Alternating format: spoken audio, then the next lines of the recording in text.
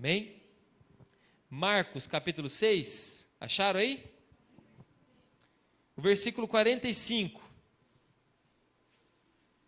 Essa palavra que o Senhor colocou no meu coração nessa noite, eu tenho certeza que vai tocar muito o seu coração também. Marcos 45. Diz assim: logo a seguir, compeliu Jesus os seus discípulos a embarcar e passar adiante para o outro lado, a Betsaida, enquanto ele despedia a multidão. E tendo-os despedido, subiu ao monte orar. Olha para Jesus. Depois que Jesus deixou o povo, aonde que ele foi? Ele subiu ao monte, um lugar reservado para orar. Ao cair da tarde, estava o barco no meio do mar, e ele sozinho em terra, e vendo-os em dificuldade a remar, porque o vento lhes era contrário, por volta da 4ª vigília da noite, veio ter com eles, andando por sobre o mar, e queria tomar-lhes a dianteira. Eles, porém, vendo andar sobre o mar, pensaram tratar-se de um fantasma e gritaram, pois todos ficaram aterrados à vista dele. Mas logo lhes falou e disse: tende bom ânimo, sou eu, não temais. E subiu para o barco para estar com eles, e o vento cessou. Ficaram entre si atônitos, porque não haviam compreendido o milagre dos pães. Antes, o seu coração estava endurecido. Meu querido, nós temos pregado a palavra, nós temos feito a obra do Senhor, nós temos orado por vidas. Nós estamos entrando em muitas casas nesses dias. Nesses dias nós estamos entrando dentro de muitas casas, alcançando muitas famílias através do alimento e levando a esperança para elas naquele lugar, levando o amor de Deus. Muitas pessoas têm vindo aqui na igreja, a gente tem recebido com todo amor e carinho, de coração eu digo isso para você, e eu sei que você do mesmo modo, porque eu tenho olhado para todas as pessoas dessa cidade, independente de quem elas sejam, olhado e tentado amar elas como Jesus ama elas, da mesma maneira com vocês. E quando eu olho para Jesus, para a vida de Jesus, quando eu vejo o que Jesus fez, porque o que nós fazemos como cristão tem que ser o que Jesus fez, certo? O que nós idealizamos, então, tem que ser o que Jesus faz, o que Jesus fez. O propósito da nossa vida tem que ser viver como Ele viveu, certo ou não? Você é cristão? Então é isso que você tem que fazer. Você quer ser um cristão? É isso que você tem que fazer.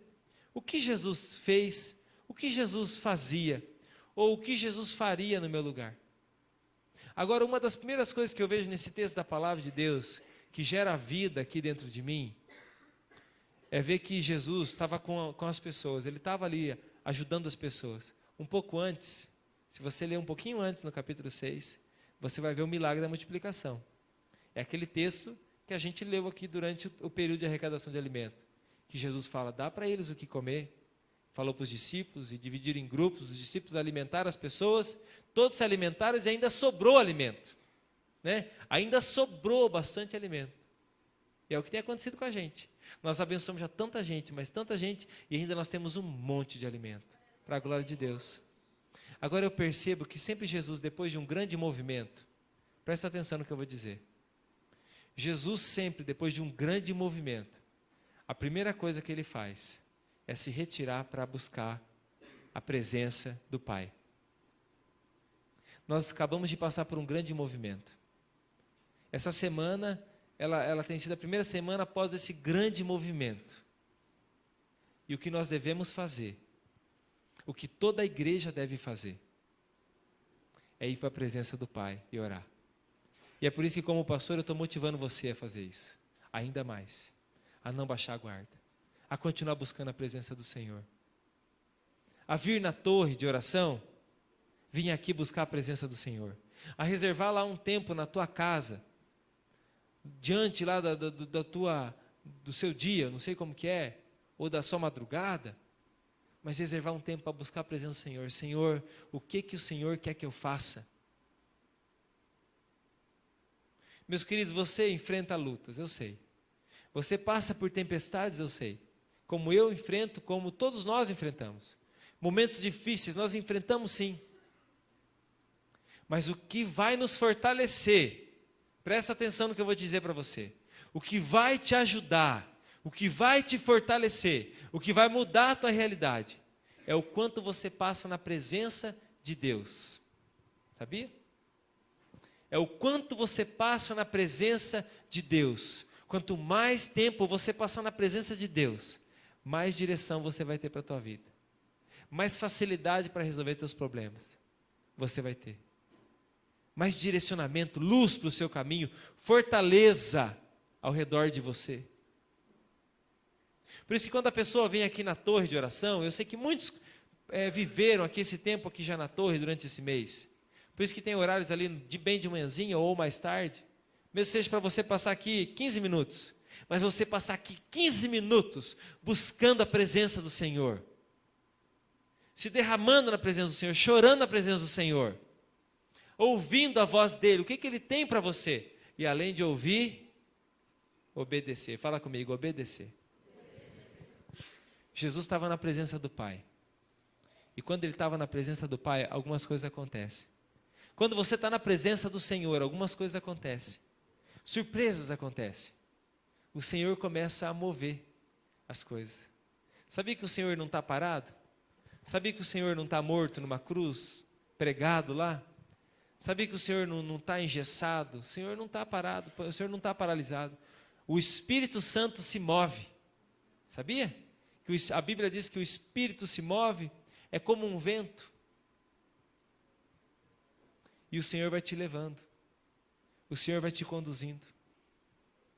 Cada pessoa que eu tenho encontrado esses dias, eu tenho falado assim. Para muitas delas eu tenho falado isso. Você acha que Deus colocou a gente no seu caminho à toa? Você acha que Deus te trouxe aqui à toa? Você acha que o Senhor te fez conhecer o que você já conheceu à toa? Claro que não. Primeiro de tudo, meu querido, o Senhor te amou acima de tudo. O Senhor te amou como ninguém te amou. O Senhor te escolheu e te chamou como ninguém nesse mundo. O Senhor tem algo específico para realizar na sua vida, na sua casa, na sua família. Basta você crer e buscar a presença do Senhor. A presença do Senhor na sua vida. E olha, para mim, para você, nós temos que estar na presença dEle. E quando a gente está na presença dEle, o Espírito Santo move as coisas, nos direciona, nos orienta, nos livra de todo mal. O Senhor vai nos mostrando o caminho, porque Ele está com a gente. O Senhor vai nos dando discernimento. Olha, uma coisa que nós precisamos muito hoje em dia, discernimento, discernir as situações. Tem situações que é uma armadilha para você. Tem lugares que é uma armadilha para você. Que você aparentemente parece tudo bem, está tudo certo. Mas é uma armadilha. Agora, quando você está na presença do Senhor, você tem discernimento. Tem uma pulguinha atrás da orelha. O Senhor, olha, meu filho, não vai ali. Meu filho não faz isso. É ou não é? O Senhor sempre faz isso comigo. Ainda mais quando nós estamos mais na presença dEle. E o Senhor nos faz olhar para as pessoas que estão precisando. E o Senhor também olha para as pessoas que estão precisando. Você percebeu que o Senhor, Jesus, estava na terra, os discípulos dele estavam no lago, no mar, e ele percebeu que eles estavam em apuros. Você viu isso no texto bíblico? Que os discípulos estavam em apuros. Mesmo Jesus não estando lá, Jesus sentiu e foi lá onde podia avistá-los e viu que eles estavam em apuros. O que Jesus fez? O que Jesus fez? Foi até lá. Jesus sempre vai até nós. Ele sempre vai até nós. Mesmo sem a gente perceber. É claro que tem que ter uma resposta nossa. A gente foi até Ele, Ele veio até nós. Mas tem que ter uma resposta nossa. Em continuar buscando Ele. Ele percebe que a gente está em apuros, Ele vem até nós para nos socorrer e das maneiras mais inesperadas. Como que Jesus foi até os discípulos? Andando sobre as águas. Você já viu alguém andando sobre as águas? Eu nunca vi. Eu nunca vi ninguém andando sobre as águas. Mas Jesus andou e chegou até eles. Não podia chegar de outro jeito? Não podia chegar mais calminho, num barquinho? Né? Com a sirene ligada, dizendo que está vindo com socorro. Ele não podia ter orado lá de longe, falar assim, acalma o mar. Mas ele foi lá onde estava, o miolo do furacão. Isso quer dizer, meus queridos, a palavra de Deus está dizendo para você, o Espírito Santo de Deus está dizendo para você, que mesmo quando você está nos momentos mais difíceis da sua vida, o Senhor vai lá com você, Ele passa com você. Não é o Salmo 23? Que até que você, mesmo que você ande pelo vale da sombra da morte, Ele está junto com você ali. O Senhor está junto com você. O Senhor está sentado do teu lado, no banco do teu carro, ou na lotação, ou lá na hora que você está pensando o que vai fazer da vida, o Senhor está junto com você. Dá atenção para Ele. Agora os discípulos se assustaram. Pensou o quê? Um fantasma, meu Deus, o que está acontecendo? O que está acontecendo comigo? O que está acontecendo nesse lugar? Ficaram morrendo de medo. E o que Jesus faz? Acalma eles. Aquieta o coração deles. Tem hora que a gente precisa aquietar o coração. Acalmar, Jesus está no controle de tudo. Jesus está cuidando das coisas. Talvez não está acontecendo do nosso jeito, está acontecendo dos jeitos inesperados, talvez não está acontecendo no nosso tempo, da nossa maneira, mas o Senhor está ali cuidando de tudo. É a provisão de Deus na sua casa, na sua vida. Às vezes você não está vendo acontecer ainda, mas você vai ver. Porque não pode só acontecer comigo isso aí. Não pode ser só na minha vida, ou na vida de tantas pessoas que eu já conheço. É na vida de todos aqueles que creem. Já teve muitos momentos da minha vida que eu já me perguntei, Senhor, aonde tu estás? Aonde o Senhor está? Já teve momentos que eu quis colocar Deus na parede. Eu não sei você, no meio do desespero, mas eu já tive esse pecado na minha vida, de tentar colocar Deus na parede. Né, de desespero. No meio da tempestade. E eu creio que o Senhor entende o nosso desespero, tanto que Ele vai até os discípulos, Ele sabe que os discípulos estão desesperados no meio da tempestade, mas Ele vai lá. Eles continuam assustados, mas Ele diz, calma, sou eu. E muitas vezes, meu querido, eu ouvi a voz do Senhor dizendo para mim, acalma. Muitas vezes eu abri a palavra. Mas aí a pessoa, quando está nesse momento, em vez de ir para a palavra, às vezes vai lá tomar uma pinga, uma cachaça. Vai para o boteco. É ali que você vai ouvir a voz de Deus? Em vez de ir para a palavra, em vez de dobrar os joelhos, vai ligar a televisão, ver aquelas porcarias da televisão. Que até os programas que se diz evangélico estão com problema agora já também.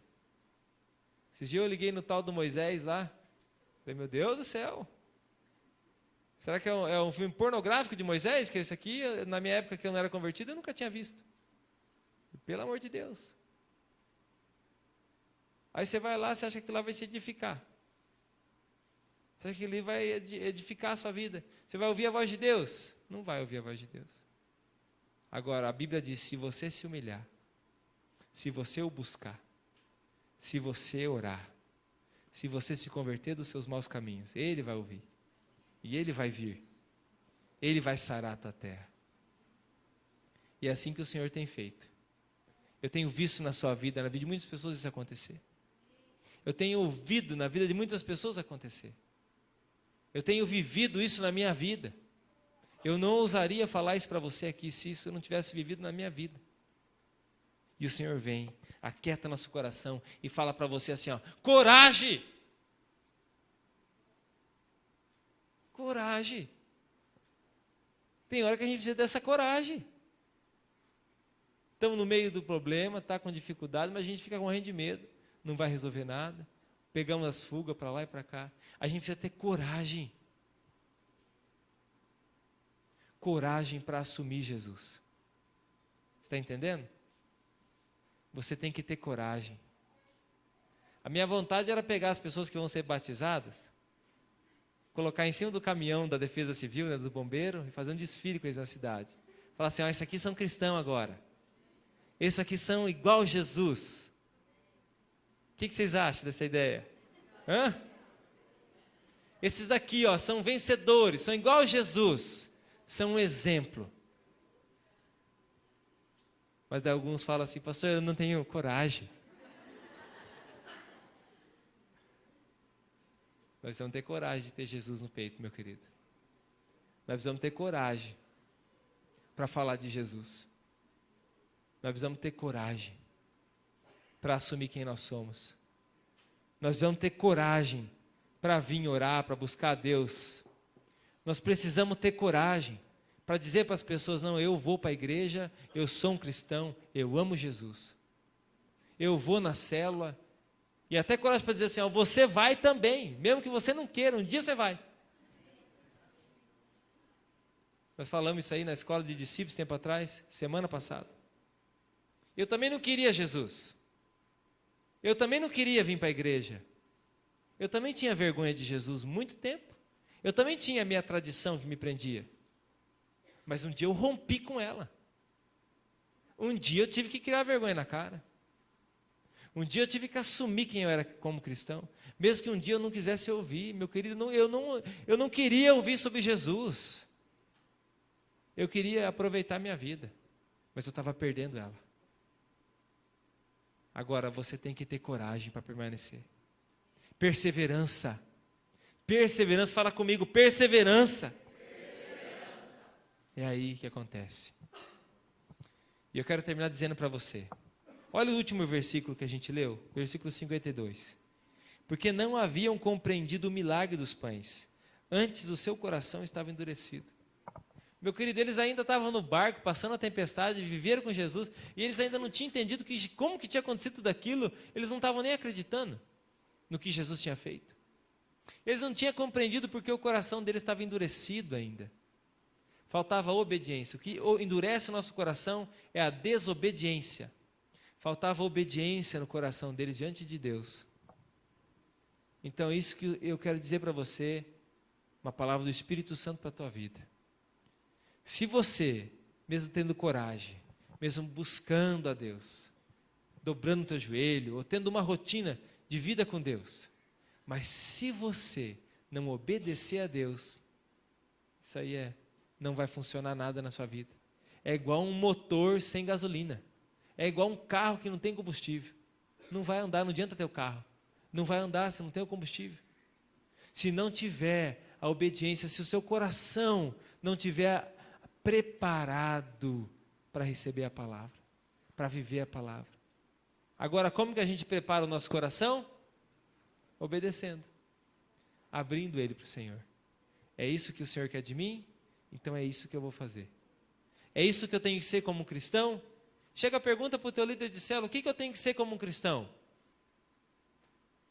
Teu líder de célula vai falar assim como eu sou, né? Porque ele é um exemplo de cristão, em nome de Jesus. Amém, meus irmãos? Amém. Assim como eu sou. Até nas falhas a gente aprende, porque o líder de célula falha, como eu falho, mas há arrependimento, humildade. E aí na humildade a gente caminha com o Senhor, obedece a Deus. Nosso coração é uma terra fértil. E aí não tem como não acontecer milagre num coração que é obediente, com terra fértil diante do Senhor.